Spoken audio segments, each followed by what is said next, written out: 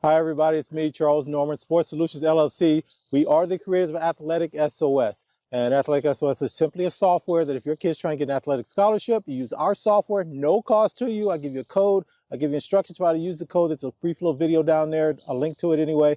And it will find all the schools that your kid academically qualifies to attend, offers the athletic scholarships in their sport, including NCAA Division III schools. I know they don't give athletic scholarships, but they do give you money to go to the school. And then we'll show you a list of them, and then you guys get additional information that's tied to that so that you can kind of make a choice and you can see all your options and opportunities. All right, so this series is going really, really well. This is my series where I try to give you some insider information. I'm going to do 52 of these. I'm on number 11.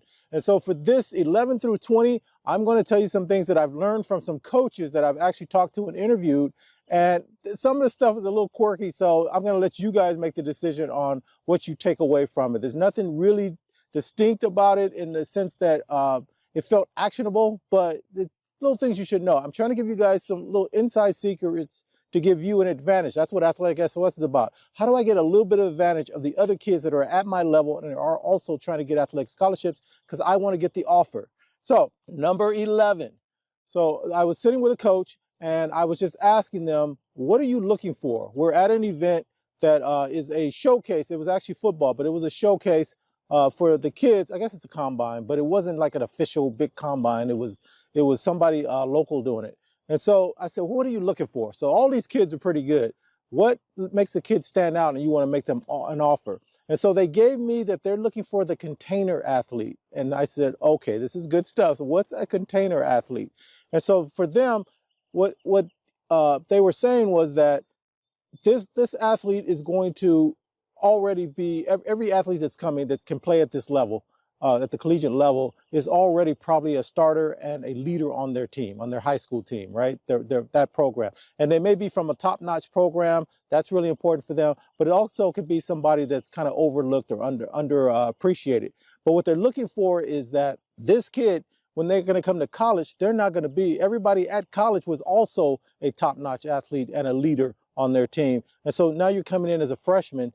What does that look like for you? Are you self-contained? Can you do well regardless of what's going on around you? So that means that you're on a mediocre high school team, but you're the superstar for that team, and you're coming over. Can you motivate those kids? Can you guys win? Can you still play your game within your game, almost like you're isolated, even though you might be in a team environment? Or if you're playing an individual sport, it doesn't matter who else is out there with you. You're self-contained, right? You are playing your game. You're playing your way. You are in command of what is going on out there. And so that was like interesting to me because what they're saying is you're maybe later on when you're junior or senior, you're going to be the leader of your college team too.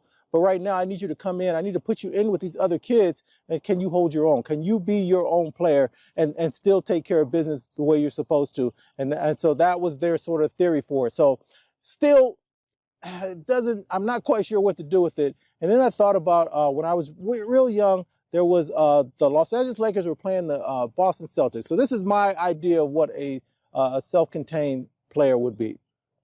It was the 84-85 NBA championship. Lakers had lost the previous year, and this is the next year, and they played the first game, and it was called the Memorial Day Massacre. I always remember, I think the Lakers lost like 140 to 100 or so. It was a terrible, terrible loss. And I remember feeling really down. I'm a Laker fan. Obviously, I'm out here in Southern California. And so the legend is that when that second game came, there's the player Kareem Abdul-Jabbar. And when the next game came, legend is he walked through the room. He didn't say a lot. He was at that point in time probably about 38 years old. Magic Johnson was the star of the team. I would say James Worthy was probably the next best player on that team. But he was still the cap, right? He was still that person, but he was a very quiet individual. So legend has it that he walked through that locker room and he just said, "Be ready." And so, everybody's nervous. They don't know what's going on. These are all professional players. I'm sure they all had their little quirks. But anyway, they went out there and they won that second game and they ended up winning that series. And they had never beaten Boston in a championship series before. So it was a big deal.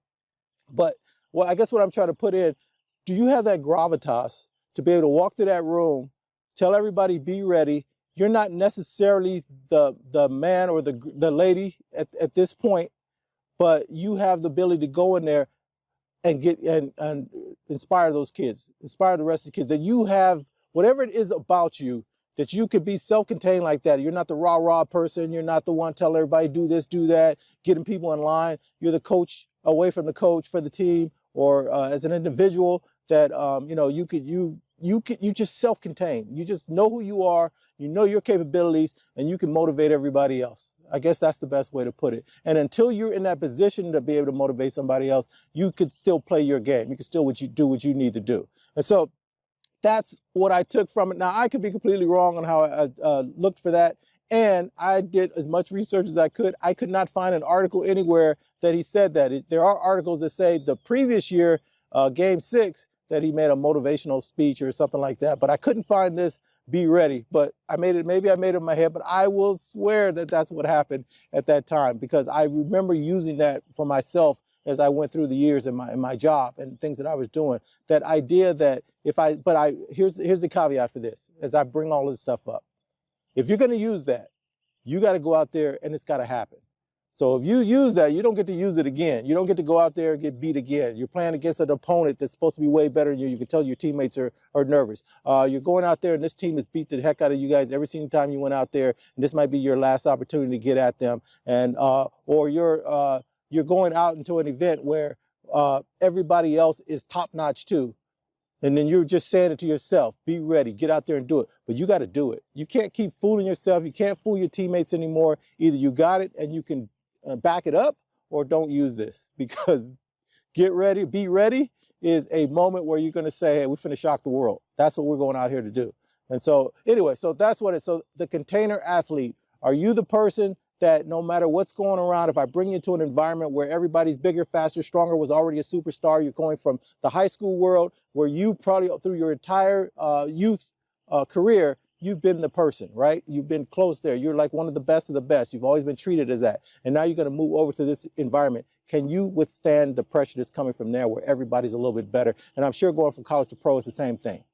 So self-contained athlete, that you can put yourself in a bubble and you perform regardless, and you perform at a high level and you don't seem rattled. And so the final piece of this is, how does that coach see that? Because that's not something where I know you. Well, this coach was saying they will watch this kid and they will watch them and watch them and watch them and watch them. They will follow them around to see how they move around, how they interact with other athletes, how they interact with their teammates, how they interact. And so it's not that that you have a great attitude. That goes without saying, right? You should have a great attitude. That's not really what they're looking for. They're looking for the athlete that just looks like they belong. It looks like that they have this gravitas about them. So you need to create that for yourself. And that's putting yourself on the spot, moving in a way where when you walk out there, everybody around is like, who is this person? They don't seem to be rattled about anything, or they just seem to be, maybe it's just a summer pickup, whatever it is. You just have a way about you that when you move, that people can see it, they can recognize it. So anyway, so that's it. Self-contained athlete. I don't know if I even made sense with that, but this is something that if you can get this, you will have this for the rest of your life in everything you do. But it's a sense, it's something other people can see, and it's within you, and it's not fake. It's just who you are. You've done the work. You know who you are. You believe in yourself and your ability. You believe in your teammates, and you believe you can get us to the next level. And everybody on the team knows that too. That's who you are. And so you don't have to be the rah-rah kid. You don't have to be the one that's always trying to motivate everybody else, or even motivate yourself and hitting yourself in the head and all that kind of stuff, and jumping and running around. You just are self-contained. You're just a great athlete. All right, guys, I hope this made sense to you. As always, best of luck to you in everything you do, and I wish you well. Thanks. We'll see you next week.